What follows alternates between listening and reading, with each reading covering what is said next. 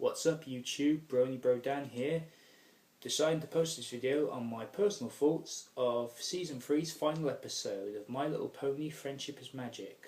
Final episode being called Magical Mystery Cure. Being the final episode of Season 3, I think a lot of people already, I have to put this, have judged this episode as being the worst episode, which I don't agree with. To my eyes, this is a great episode, a great ending to Season 3, which is the shortest season of My Little Pony yet. Season 1 and Season 2 had 26 episodes, while this only had 13. Of course, the reason they made this season so short was they wanted to get Twilight, the main part of Twilight's story, out of the way. This episode stands out to me. It's a good episode, and just like the ending of Season 2, they filled this episode with great songs, and really are good ones. They put 7 songs in this episode, 7 unique songs, all done by Daniel Ingram. So there's 7 songs there. I'll go through all of them in a little bit, but anyways, what's the main gist of this episode? Why is everyone blasting it? I think the main reason they blast it is because of pictures that were shown of this episode a few weeks in advance, since last month, showing one thing and one thing only. Twilight Sparkle wearing a princess gown with alicorn wings.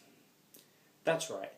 Basically, this episode was basically showing the ending of what was going to happen in this final episode. Twilight Sparkle was going to become an alicorn and become a princess in the process. And a lot of people said, that's terrible, don't do it. And I have to ask the reason why. Why did they blast this? I think it's unique. Obviously it came as a surprise to me. But I thought to myself long and hard and thought, maybe this is a good thing. Maybe the episode is going to play this, transformation, what's going to happen really well. And while it may not be the greatest episode, it's definitely good and it definitely plays itself well. So what happens? Well, episode starts very much like, any other one, Twilight, it's focused obviously around Twilight and Spike. And it begins the main thing called a song called Morning in Ponyville, which is the one that kicks it off. She's going around town, everyone's singing it. But there's a problem. All of her friends have their cutie marks swapped. All their cutie marks, are on different ponies. For instance, Pinkie Pie has got Applejack's has got Rarity's got Rainbow Dash's, Rainbow Dash has got Fluttershy's, and Fluttershy's has got Pinkie Pie. And as she's going around them, they're all singing their own another song, which is "What My Cutie Mark Is Telling Me," and this obviously plays it's quite a good one, I think.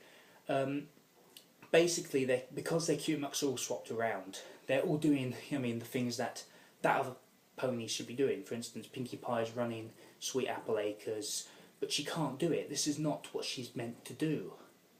She's a party girl. She's she's high living. She loves to make people laugh. This is not what Pinkie's doing, but she's doing it because it's what her cutie mark is telling her. And obviously all of them are doing their things, but they can't do it. That's the thing. They're not good at doing it, and as a side effect, Ponyville is just falling apart because of it. Because these 5 ponies are not where they should be, Ponyville is just falling apart. Sweet Apple Acres is falling apart. The animals are running out of control. All the ponies in Ponyville are miserable because Pinkie Pie's not there to bring a smile to their face. Everything's just falling apart.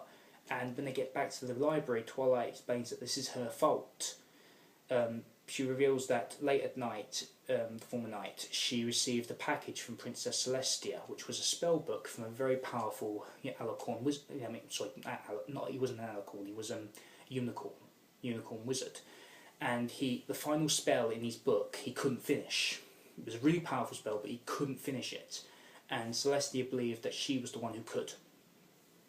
And when she read the spell, she accidentally she read it basically behind the elements of harmony which were in the case, and when she read the spell obviously activated, and it switched all the cutie marks around because she was standing behind the elements of harmony.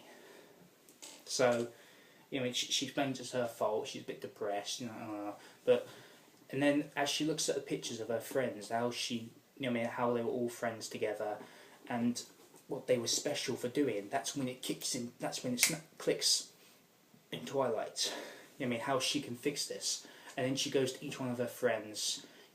Showing them what they are great at doing, reuniting their friendships and fixing everything. And this is done through another song, which builds up and gets better and better. And this is called A True True Friend.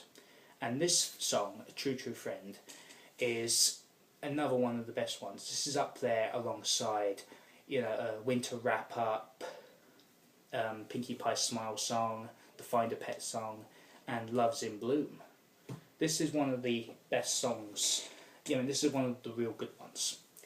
And obviously, when the song finally ends, everything's been fixed. The friendships have been reunited. Everyone's got their proper knows where they properly belong now. They've got the cutie marks back. Twilight's done it, and that's when she realizes how she can finish the spell, and she writes into the book how to finish it. And as she finishes that spell, her element of harmony, her element of magic, suddenly activates for no apparent reason, causing all the other elements to activate and surround Twilight with energy, and then all of a sudden she just vanishes. Like, Leo, do they disintegrate her? But in fact, it teleports her to this celestial place. All stars. Like she's in deep space, and then Princess Celestia stands before her, saying she is so proud. She's done something that no other unicorn has been able to do. She has been able to write her own magic, even magic that not even this great wizard unicorn could finish. It's a great feat. And as they walk past, all the memories of these great things that Twilight has done in Ponyville flash by. And as this is happening, this very light music's playing.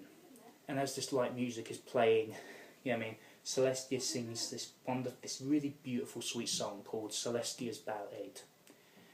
And as the song comes to its, final climax, I don't know what you call that, the crescendo, whatever you call it, Twilight is surrounded by magical energy, and she begins to transform. It's really cool how Twilight ascends to what she becomes. She obviously, you know what's going to happen, and then as the light finally consumes her.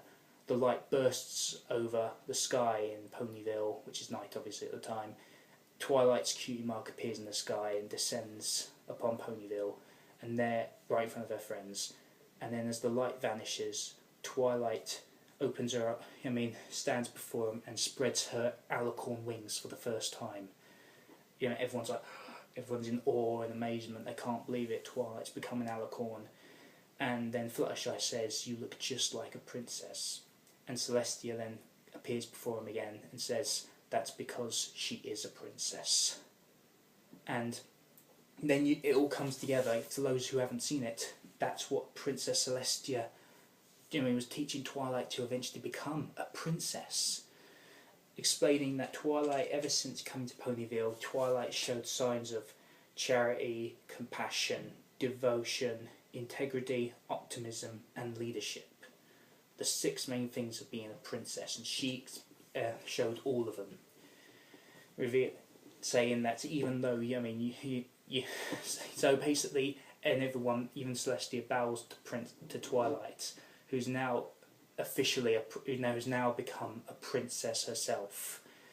It's great. And obviously Twilight's like, I'm a princess, that kind of thing. I can't do the voices. I just get embarrassed if I do it, but it's great. And then obviously after that, it then goes to Canterlot, where we see Twilight's princess coronation.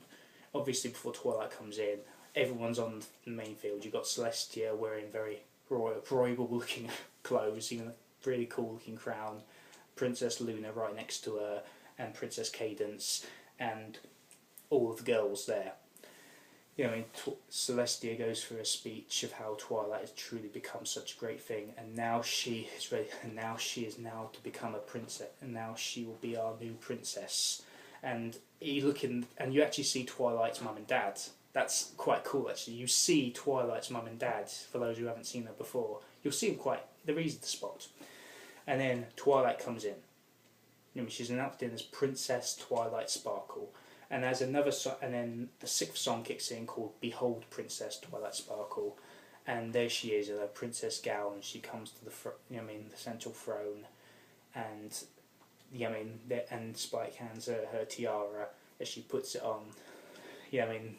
Resumes her role as an equestrian princess, which ultimately, and the song continues to ascend as she goes to the balcony, and looks over all the ponies encounter a lot, and then as the song ends, she gives a speech to everybody of how her friend, how ever since how she was a young pony who didn't think much of friendship, like that, and ever since coming to Ponyville, how her friends helped her to become where she was, and if it wasn't for them, she would never have dreamed of becoming such a great thing. She has them to be so thankful for, and I actually teared up during this actual speech, mostly due to the fact that all of her friends were also tearing up in front of her as she was giving her wonderful princess speech.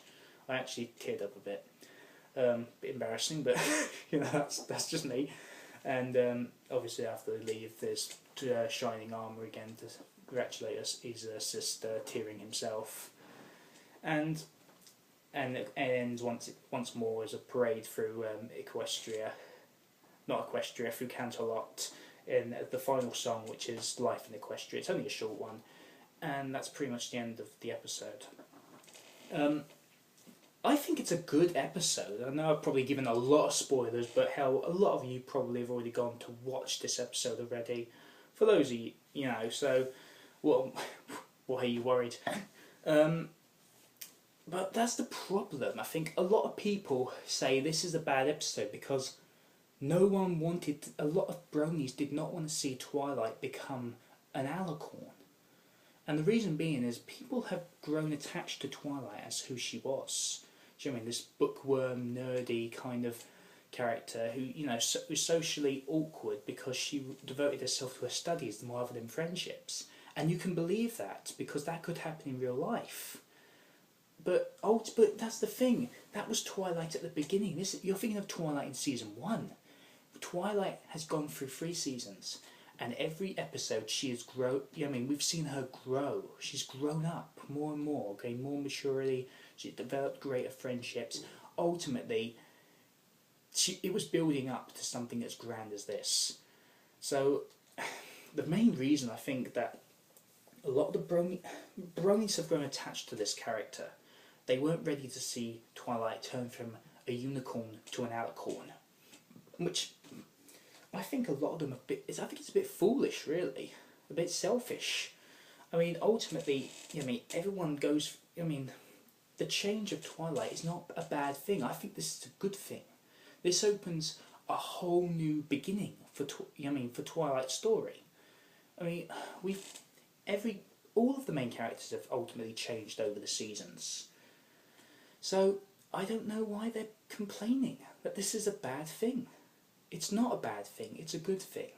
And I'm very much welcome to seeing Twilight Sparkle now become an alicorn. This will open great new possibilities for season 4. And yes, I have already checked on Wikipedia and I know for a fact there is a season 4 and it has 26 episodes. So good on Hasbro for that. So I'm looking forward to the next season to see what new challenges now awaits the main 6, especially Twilight. Now she's a princess. She has so many new duties she has to take on. And seeing her rise up to this will be a great thing. And bronies are saying that this is going to destroy the brony community. Well, no it's not. Twilight Sparkle becoming an alicorn is not going to destroy the brony community. It's only going to destroy the brony community. The only thing that's going to destroy it is the bronies themselves if they let this drag them down. Don't let it drag you down. Open yourselves up to this new change. Get used to it. You know, the sooner you do, the sooner it's going to be for, I mean, all fans of the show. I mean, fans of the show, come on. This is a girls' show. This is a show that's designed for young girls. And, I mean, and it's liked by us. You know, I mean, people who are older men who watch the show and and we bronies acknowledge that we like this show. You know, the show's got some good humour, great humour to it. It's really funny. It's got good emotional scenes sometimes to it. Otherwise, I mean, it's a really good cartoon. I mean, it's one of the best that's been released in quite a few years. So, you know, we just acknowledge that we like this show. That's the main thing. Even if it is made technically for girls. I mean, come on, I like the show. I consider myself a brony. Otherwise I wouldn't be wearing this here Pinkie Pie shirt, or I have this here little Pinkie Pie right here. You know, I think it's a great show, and I think they ended season 3 on a great high note. This opens a whole new possibilities for the next season, and I'd love to see what Twilight's now going to do now she's a princess. Because that's what she is now, Princess Twilight Sparkle. That's what we've got to acknowledge her as from now on. But, you know, don't feel bad. Don't feel bad that, you know, Twilight's no longer a unicorn. Look back on Twilight's unicorn years. Keep that in your heart. Keep that in your heart. You know what I mean, of Twilight being a unicorn. Remember these as the days that we've seen Twilight grow. These were the years that Twilight was growing up, ultimately becoming the princess that she is now. Because that's what we should remember them by. And of course, they are later on, no doubts this year, Hasbro's no doubts going to release the little toy figures of Princess Twilight. You know what I mean? So I imagine collectors might get that. In fact, I'd be very shocked if non-collectors actually tried to avoid this. Shut up, holy fucker! Thank you very much for interviewing my review. Thank you very much, Mum. I can't shoot anything on these videos without them bloody interfering, can I? Oh well, I'm near the end of my review, so oh god. So yeah, that's my thought on this final episode. I liked it. I look forward to season 4. I kind of wish, the only thing I wish is that season 3 might have been longer. If they'd made 26 it would have been better, but otherwise, even though it's the short season, I think it had some good laughs. I look forward to, you know what I mean? They ended on a great note. I look forward to seeing what's going to happen to Twilight Sparkle now. Sorry, what will happen to Princess Twilight Sparkle now. So, that's my video. Thank you for watching. I've been Bronybro Dan, signing off. Bro hoof to all.